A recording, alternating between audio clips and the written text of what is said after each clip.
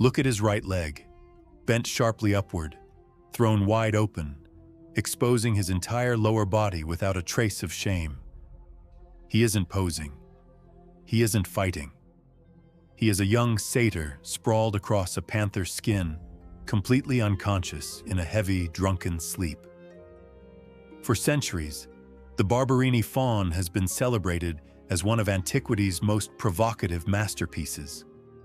But look closer at the marble, and the story becomes far more complicated. Because one of the most important parts of the body you're looking at today was added long after the ancient sculptor was gone.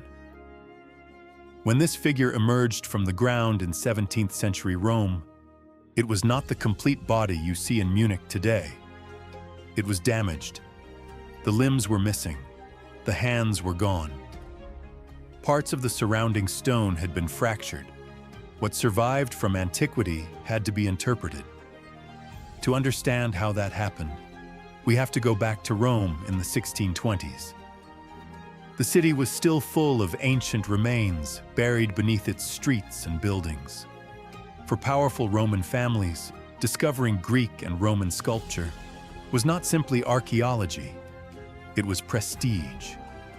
And somewhere near Castel Sant'Angelo, workers uncovered something extraordinary, a large marble figure. But what they found was not a pristine masterpiece. It was the remains of a reclining male body, badly damaged and incomplete. The sculpture had already lived through a violent history before anyone in Rome laid eyes on it. In 537 AD, Rome was under siege by the Goths.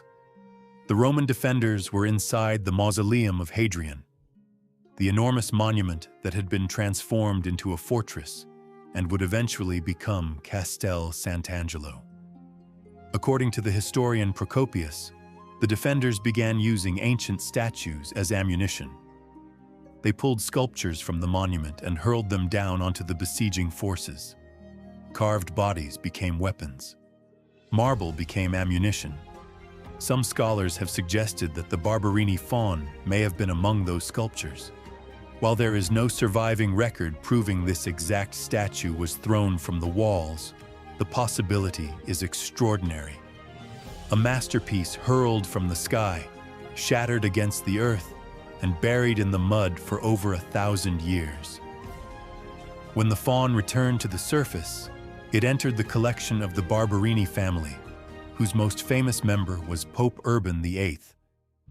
For them, this was not simply a damaged artifact, it was a spectacular showpiece, but it had a problem. It was incomplete. Restoring an ancient sculpture without knowing its original form is an unusual creative act. The restorer isn't simply repairing damage, he is making decisions. He has to decide where an arm once rested, how a leg was positioned, and how the body balanced its weight. The ancient portions survived. The missing sections had to be recreated. And over the centuries, different restorers, including artists from the circle of Gian Lorenzo Bernini and later Giuseppe Pacetti, worked on the sculpture and modified it. This is where the faun becomes particularly fascinating, because the body we see today contains two different moments in time: the ancient sculpture and the later interventions that completed it. It is a conversation between ancient Greece and Baroque Rome, and nowhere is that more obvious than in the pose. The faun lies completely exposed.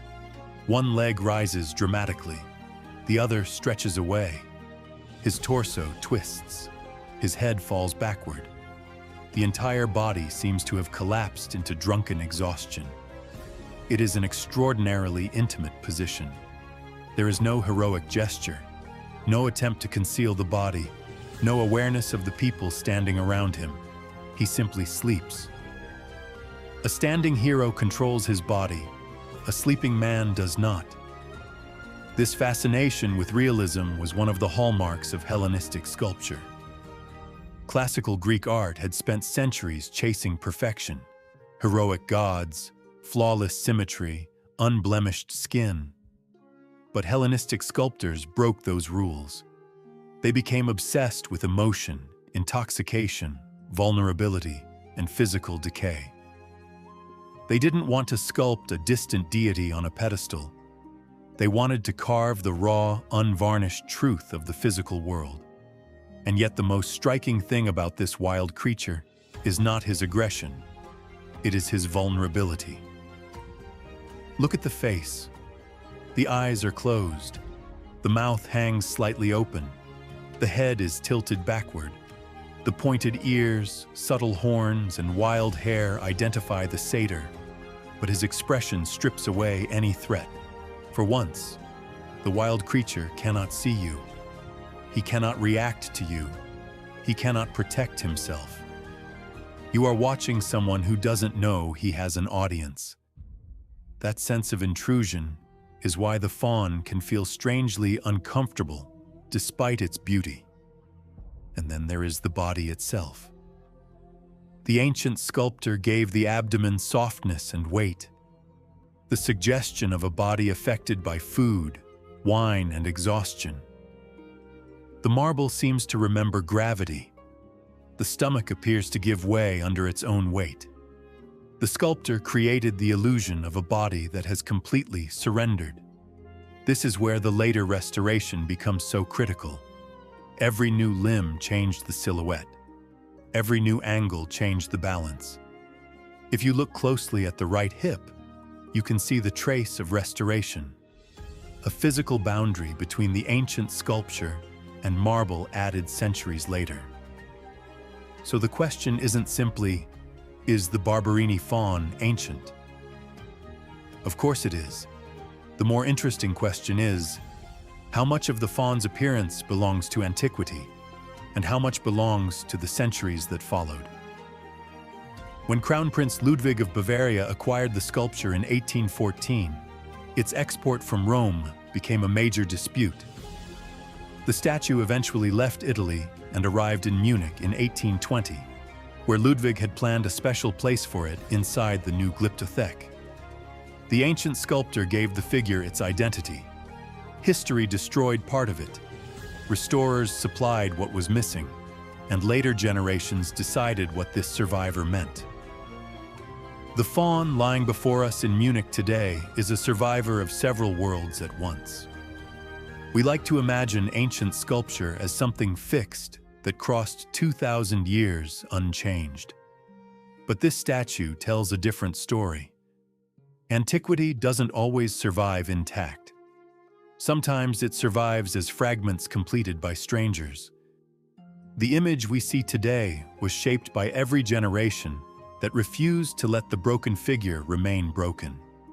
He isn't performing for us. He doesn't know we're there. He simply sleeps. And while he sleeps, we are left looking at a body that belongs neither to ancient Greece nor Baroque Rome alone, but to the extraordinary space in between.